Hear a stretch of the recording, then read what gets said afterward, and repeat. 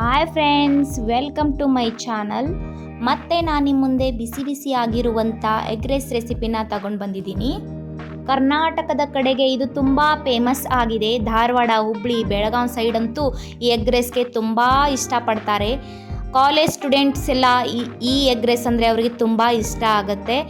ಈ egg rice ಮೇಲೆ ಲಿಂಬೆ ಹಣ್ಣಿನ ರಸ ಮತ್ತು ಈರುಳ್ಳಿ ಪೀಸು ಹಾಗೆ ಮೆಣಸಿನ್ಕಾಯನ್ನ ಹಾಕ್ಕೊಂಡು ತಿಂತಾಯಿದ್ರೆ ಹೆವಿ ಟೇಸ್ಟಿಯಾಗಿರುತ್ತೆ. 90% ಜನ ಈ ಎಗ್ ರೈಸನ್ನು ತುಂಬ ಇಷ್ಟಪಡ್ತಾರೆ. ಅದೇ ಸ್ಟೈಲ್ನಲ್ಲಿ, ಧಾರವಾಡ ಹುಬ್ಬಳ್ಳಿ ಸ್ಟೈಲ್ನಲ್ಲೇ ಮಾಡಿದ್ದೀನಿ. ಬನ್ನಿ ಇವಾಗ ರೆಸಿಪಿ ಹೇಗೆ ಮಾಡೋದಂತ ನಿಮಗೆ ತಿಳಿಸ್ಕೊಡ್ತೀನಿ. ಎಗ್ ರೈಸ್ ಮಾಡೋದಕ್ಕಿಂತ ಮುಂಚೆ ಮೊದಲೇ ರೈಸ್ ಮಾಡಿ ಇಟ್ಕೊಂಡಿರಬೇಕು. ಈ ಥರ ಉದುರುದ್ರಾಗಿರಬೇಕು. ಉದುರುದ್ರಾಗಿದ್ದರೆ ಎಗ್ ರೈಸ್ ತುಂಬ ಟೇಸ್ಟಿ ಇರುತ್ತೆ.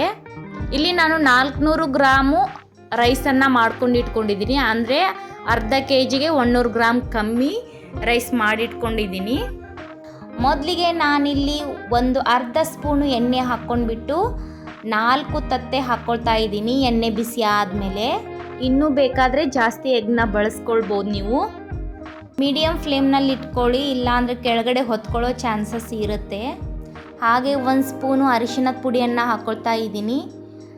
ಜೊತೆಗೆ ಸ್ವಲ್ಪ ರುಚಿಗಂತ ಸ್ವಲ್ಪ ಉಪ್ಪನ್ನು ಹಾಕ್ಕೊಳ್ತಾ ಇದ್ದೀನಿ. ರುಚಿಗಂತ ಸ್ವಲ್ಪ ಅಚ್ಚ ಖಾರದ ಪುಡಿಯನ್ನು ಹಾಕ್ಕೊಂಡ್ಬಿಟ್ಟು ನಿಧಾನವಾಗಿ ಈ ಥರ ಫ್ರೈ ಮಾಡ್ಕೊಳ್ಬೇಕು. ಇದು ಗಟ್ಟಿಯಾಗೋವರೆಗೂ ಕೂಡ ಫ್ರೈ ಮಾಡ್ತಾ ಇರಬೇಕು. ಗಟ್ಟಿಯಾಗಿ ಒಡೆದು ಬರಬೇಕು. ಆ ಥರವರೆಗೂ ನೀವು ಫ್ರೈ ಮಾಡ್ತಾ ಇರಿ. ನೋಡಿ ಇಲ್ಲಿ ಯಾವ ಥರ ಗಟ್ಟಿ ಆಗ್ತಾ ಹೋಗ್ತಾ ಇದೆ. ಪದರವಾಗಿ ಉಚ್ಕೊಳ್ಬೇಕಿದು. ಅಲ್ಲಿವರೆಗೂ ಫ್ರೈ ಮಾಡ್ಕೊಳ್ಳಿ. ನೋಡಿ ಇಲ್ಲಿ ಎಲ್ಲ ಪದರವಾಗಿ ಉಚ್ಕೊಂಡಿದೆ. ಈಗ ಈ ಎಗ್ನ ಒಂದು ಪ್ಲೇಟ್ನಲ್ಲಿ ಹಾಕ್ಕೊಳ್ತಾ ಇದ್ದೀನಿ. ನಂತರ ಅದೇ ಬಾಳಿಗೆಯನ್ನು ನಾನು ವಾಶ್ ಮಾಡ್ಕೊಂಡ್ಬಿಟ್ಟು 2.5 ಸ್ಪೂನ್ ಎಣ್ಣೆನ ಹಾಕ್ಕೊಳ್ತಾ ಇದ್ದೀನಿ. ನಾನಿಲ್ಲಿ ಎಣ್ಣೆ ಜಾಸ್ತಿ ಬಳಸ್ತಾ ಇದ್ದೀನಿ. ಎಣ್ಣೆ ಹಾಕ್ಕೊಂಡ್ಮೇಲೆ ಸ್ಟೋವ್ನ ಮೀಡಿಯಮ್ ಫ್ಲೇಮ್ನಲ್ಲಿ ಇಟ್ಕೊಳ್ಬೇಕಾಗತ್ತೆ. ಎಣ್ಣೆ ಜಾಸ್ತಿ ತಿನ್ನದೇ ಇರೋರು ಸ್ವಲ್ಪ ಕಡಿಮೆ ಹಾಕ್ಕೊಳ್ಬೋದು. ಇಲ್ಲಿ ನಾನು 2 ಸ್ಪೂನು ಜೀರಿಗೆಯನ್ನು ಹಾಕ್ಕೊಳ್ತೀನಿ. ಜೀರಿಗೆ ಹಾಕೋದ್ರಿಂದ ಹೆವಿ ಟೇಸ್ಟ್ ಕೊಡುತ್ತೆ. ಸೊ ಅದಕ್ಕಾಗಿ ಜಾಸ್ತಿ ಜೀರಿಗೆಯನ್ನು ಹಾಕ್ಕೊಳ್ಬೇಕು. ಜೀರಿಗೆ ಚೆನ್ನಾಗಿ ಕೆಂಪಾಗೋವರೆಗೂ ಇದನ್ನು ಹುರ್ಕೊಳ್ಬೇಕು. ಜೀರಿಗೆ ಎಣ್ಣೆಯಲ್ಲಿ ಫ್ರೈ ಆದಮೇಲೆ 2 ಮೀಡಿಯಮ್ ಸೈಜ್ನಲ್ಲಿರುವಂಥ ಮೆಣಸಿನ್ಕಾವನ್ನು ಉದ್ದುದ್ದಾಗಿ ಕಟ್ ಮಾಡಿಕೊಂಡು ಹಾಕ್ಕೊಳ್ಬೇಕು. ನಂತರ ಇಲ್ಲಿ ನಾನು ಬಿಗ್ ಸೈಜ್ನಲ್ಲಿರುವಂಥ 3 ಈರುಳ್ಳಿಯನ್ನು ತೆಗೆದುಕೊಂಡು ಚಿಕ್ಕದಾಗಿ ಕಟ್ ಮಾಡಿಕೊಂಡು ಹಾಕ್ಕೊಳ್ತಾ ಇದ್ದೀನಿ. ಮತ್ತು ನಾನು 5 ರೂಪಾಯಿದು ಅಲ್ಲ ಬೆಳ್ಳುಳ್ಳಿ ಪೇಸ್ಟ್ ಪ್ಯಾಕೆಟ್ ಸಿಗುತ್ತಲ್ಲ, ಅದು 2 ಪ್ಯಾಕೆಟ್ ತೊಗೊಂಡು ಬಂದಿದ್ದೀನಿ. ಅದರಲ್ಲಿ 1.5 ಪ್ಯಾಕೆಟ್ ಹಾಕ್ಕೊಳ್ತೀನಿ. ಅರ್ಧ ಪ್ಯಾಕೆಟ್ ಹಾಗೆ ಇಟ್ಕೊಳ್ತೀನಿ ನಾನು. ಜಾಸ್ತಿ ಆಗಿಬಿಡುತ್ತೆ 2 ಪ್ಯಾಕೆಟ್ ಹಾಕ್ಕೊಂಡ್ರೆ. 1.5 ಪ್ಯಾಕೆಟ್ ಹಾಕ್ಕೊಂಡ್ರೆ ಸಾಕು.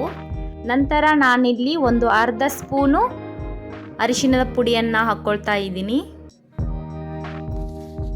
ಹಾಗೆ 1 ಸ್ಪೂನು ಜೀರಿಗೆ ಪುಡಿಯನ್ನು ಹಾಕ್ಕೊಳ್ತಾ ಇದ್ದೀನಿ. 2 ಸ್ಪೂನು ಗರಂ ಮಸಾಲವನ್ನು ಹಾಕ್ಕೊಳ್ತಾ ಇದ್ದೀನಿ. ಮತ್ತು 1 ಸ್ಪೂನು ಟೇಸ್ಟಿಂಗ್ ಪೌಡರ್ನ ಹಾಕ್ಕೊಳ್ತಾ ಇದ್ದೀನಿ. ಇವಾಗಿ ಚೆನ್ನಾಗಿ ಕಲರ್ ಬರೋವರೆಗೂ ಫ್ರೈ ಮಾಡ್ಕೊಳ್ಬೇಕು. 1 ನಿಮಿಷದಲ್ಲಿ ಫ್ರೈ ಆಗುತ್ತೆ. ನೋಡಿ ಇಲ್ಲಿ ಕಲರ್ ಚೇಂಜ್ ಆಯ್ತಲ್ವಾ? ಈ ಥರ ಕಲರ್ ಚೇಂಜ್ ಆಗೋವರೆಗೂ ಫ್ರೈ ಮಾಡ್ಕೊಳ್ಳಿ. ಈ ಥರ ಫ್ರೈ ಆದಮೇಲೆ 2.5 ಸ್ಪೂನು ಕೆಂಪು ಖಾರದ ಪುಡಿಯನ್ನು ಹಾಕ್ಕೊಳ್ತಾ ಇದ್ದೀನಿ. ನಂತರ ನಾನಿಲ್ಲಿ 1 ಸ್ಪೂನು ಉಪ್ಪನ್ನು ಹಾಕ್ಕೊಳ್ತಾ ಇದ್ದೀನಿ. ರೈಸ್ ಎಲ್ಲ ಮಿಕ್ಸ್ ಮಾಡ್ಕೊಂಡಾದಮೇಲೆ ಬೈ ಚಾನ್ಸ್ ಏನಾದರೂ ಕಮ್ಮಿ ಆದರೆ ಮತ್ತೆ ಉಪ್ಪನ್ನು ಹಾಕ್ಕೊಳ್ತೀನಿ. ನೋಡ್ಕೊಂಡು ಹಾಕ್ಕೊಳ್ಳಿ ನೀವು. ಕೆಳಗಡೆ ಹೊತ್ಕೋಬಾರ್ದಂತ ಸ್ವಲ್ಪ ನೀರನ್ನು ಹಾಕಿ ನಾನಿಲ್ಲಿ ಫ್ರೈ ಮಾಡ್ಕೊಳ್ತಾ ಇದ್ದೀನಿ. ಕಲರ್ ಬರೋವರೆಗೂ ಚೆನ್ನಾಗಿ ಫ್ರೈ ಮಾಡ್ಕೊಳ್ಳಿ. ಫ್ರೈ ಆದಮೇಲೆ ಇಲ್ಲಿ ನಾನು 2 ಸ್ಪೂನು ವಿನೆಗರನ್ನು ಹಾಕ್ಕೊಳ್ತಾ ಇದ್ದೀನಿ. ವಿನೆಗರ್ ಅಂತ ಶಾಪ್ನಲ್ಲಿ ಸಿಗುತ್ತೆ, ವಿನೆಗರನ್ನು ಹಾಕ್ಕೊಳ್ತಾ ಇದ್ದೀನಿ. ಹಾಗೆ 2 ಸ್ಪೂನು ಸೋಯಾ ಸಾಸನ್ನು ಹಾಕ್ಕೊಳ್ತಾ ಇದ್ದೀನಿ. ಚಿಕ್ಕ ಸ್ಪೂನ್ಲೇ ಹಾಕ್ಕೊಳ್ತಾ ಇದ್ದೀನಿ, ಜಾಸ್ತಿನೂ ಹಾಕ್ಕೊಳ್ಳಿಕ್ಕೆ ಹೋಗಬೇಡಿ. ಸ್ವಲ್ಪ ಫುಡ್ ಕಲರ್ನ ಹಾಕ್ಕೊಳ್ತಾ ಇದ್ದೀನಿ ಇಲ್ಲಿ, ಕಲರ್ ಚೆನ್ನಾಗಿ ಬರಲಿ ಅಂತ. ಹಸಿ ವಾಸನೆ ಪೂರ್ತಿಯಾಗಿ ಹೋಗೋವರೆಗೂ ಚೆನ್ನಾಗಿ ಫ್ರೈ ಮಾಡ್ಕೊಳ್ಳಿ. ಕೆಳಗಡೆ ಹೊತ್ಕೋಬಾರ್ದಂತ ನಾನು ಸ್ಪೂನ್ಲೇ ಈ ಥರ ಫ್ರೈ ಮಾಡ್ಕೊಳ್ತಾ ಇದ್ದೀನಿ. ನೋಡಿ ಇಲ್ಲಿ ತುಂಬ ಚೆನ್ನಾಗಿ ಬೆಂದಿದೆ. ಇವಾಗ ಮೊದಲೇ ರೈಸ್ ಮಾಡಿ ಇಟ್ಕೊಂಡಿದ್ನಲ್ಲ, ಈಗ ಫ್ರೈ ಮಾಡಿರುವಂಥ ಒಗ್ಗರಣೆಯಲ್ಲಿ ಈ ರೈಸ್ನ ಹಾಕಿ ಮಿಕ್ಸ್ ಮಾಡ್ಕೊಳ್ತೀನಿ. ನನಗಂತೂ ಈ ಎಗ್ ರೈಸ್ ಅಂದರೆ ತುಂಬ ಇಷ್ಟ, ನನ್ನ ಫೇವ್ರೆಟ್ ಇದು. ನಾನು ತುಂಬ ಬಾರಿ ಮಾಡ್ತಾನೆ ಇರ್ತೀನಿ ಮನೆಯಲ್ಲಿ. ನಮ್ಮ ಹಸ್ಬೆಂಡ್ ಕೂಡ ತುಂಬ ಇಷ್ಟ ಆಗುತ್ತೆ ಇದು. ಎಲ್ಲರೂ ತುಂಬ ಇಷ್ಟಪಡ್ತಾರೆ. ಯಾವ ರೈಸ್ ಆದರೂ ನಡೆಯುತ್ತೆ. ಮನೆಯಲ್ಲಿ ನೀವು ಯಾವ ರೈಸ್ ತಿಂತಾ ಇದ್ರು ಅದೇ ರೈಸಿಂದ ಮಾಡಿದರೂ ಕೂಡ ನಡೆಯುತ್ತೆ. ಇದೇ ಥರನ ವೆರೈಟಿ ರೆಸಿಪಿಗಳನ್ನು ಕೂಡ ಮಾಡ್ತಾ ಇರ್ತೀನಿ. ನನ್ನ ಚಾನಲ್ಗೆ ಎಲ್ಲರೂ ಸಬ್ಸ್ಕ್ರೈಬ್ ಆದರೆ ನೋಟಿಫಿಕೇಷನ್ ನಿಮಗೆ ಬರ್ತಾ ಇರುತ್ತೆ, ರೆಸಿಪಿಗಳನ್ನು ಹಾಕ್ತಾ ಇರ್ತೀನಿ. ಎಲ್ಲರೂ ನನಗೆ ಪ್ಲೀಸ್ ಸಪೋರ್ಟ್ ಮಾಡಿ ಫ್ರೆಂಡ್ಸ್. ಇವಾಗ ರೈಸ್ ಎಲ್ಲ ಹಾಕ್ಕೊಂಡಾಯಿತು. ಇವಾಗ ಚೆನ್ನಾಗಿ ಮಿಕ್ಸ್ ಮಾಡ್ಕೊಳ್ಬೇಕು. ಒಗ್ಗರಣೆ ಚೆನ್ನಾಗಿ ಎಲ್ಲ ರೈಸ್ಗೂ ಮಿಕ್ಸ್ ಆಗಿರಬೇಕು. ಆ ಥರ ಚೆನ್ನಾಗಿ ಎಲ್ಲ ಕಡೆ ಮಿಕ್ಸ್ ಮಾಡ್ಕೊಳ್ಳಿ. ಎಷ್ಟು ರೈಸ್ಗೆ ಎಷ್ಟು ಒಗ್ಗರಣೆ ಹಾಕ್ಕೊಳ್ಬೇಕಂತ ಕೆಲವೊಬ್ಬರಿಗೆ ಗೊತ್ತಾಗಲ್ಲ. ಒಂದು ವೇಳೆ ಹೆಚ್ಚು ಕಮ್ಮಿ ಒಗ್ಗರಣೆ ಆಗಿದ್ರೂ ಕೂಡ ನೋಡ್ಕೊಂಡ್ಬಿಟ್ಟು ರೈಸ್ ಹಾಕ್ಕೊಂಡು ಮಿಕ್ಸ್ ಮಾಡ್ತಾ ಹೋಗಿ. 400 ಗ್ರಾಮ್ ರೈಸ್ಗೆ ಇಷ್ಟು ಒಗ್ಗರಣೆ ಪರ್ಫೆಕ್ಟ್ ಆಗಿದೆ ಇದು. ಈಗ ಮಿಕ್ಸ್ ಮಾಡಿ ಆಯಿತು. ಇದಕ್ಕೆ ನಾನು 1 ಲಿಂಬೆಹಣ್ಣ ಕಟ್ ಮಾಡಿ ಲಿಂಬೆಹಣ್ಣಿನ ರಸನ ಹಾಕ್ಕೊಳ್ತಾ ಇದ್ದೀನಿ. ಬೇಕನ್ನೋರು ಹಾಕ್ಕೊಳ್ಬೋದು, ಬ್ಯಾಡ್ ಅನ್ನೋರು ಸ್ಕಿಪ್ ಮಾಡ್ಬೋದು. ತಿನ್ನುವಾಗ ಕೂಡ ಹಾಕ್ಕೊಂಡು ತಿಂದು ನಡೆಯುತ್ತೆ. ಇಲ್ಲಿ ನಾನು ಮಿಕ್ಸ್ ಮಾಡ್ಕೊಳ್ತಾ ಇದ್ದೀನಿ. ಲಿಂಬೆಹಣ್ಣಿನ ರಸವನ್ನು ಹಾಕ್ಕೊಂಡ್ಮೇಲೆ ಆಗಲಿ ನಾವು ಫ್ರೈ ಮಾಡಿರುವಂಥ ಎಗ್ಗನ್ನು ಹಾಕ್ಕೊಂಡು ಮಿಕ್ಸ್ ಮಾಡಿಕೊಂಡ್ರೆ ಆಯಿತು. ಇದನ್ನು ಸ್ವಲ್ಪ ಬಿಸಿ ಮಾಡಿಕೊಂಡು ಗರಂ ಆಗಿ ತಿಂತಾ ಇದ್ದರೆ ತುಂಬ ಟೇಸ್ಟಿಯಾಗಿರುತ್ತೆ. ಹಾಗೆ ಸ್ವಲ್ಪ ಉಪ್ಪು ಕಡಿಮೆ ಆಗಿದೆ ಅಂತ ನಾನಿಲ್ಲಿ ಸ್ವಲ್ಪ ಉಪ್ಪನ್ನು ಹಾಕ್ಕೊಂಡು ಮಿಕ್ಸ್ ಮಾಡ್ಕೊಂಡಿದ್ದೀನಿ.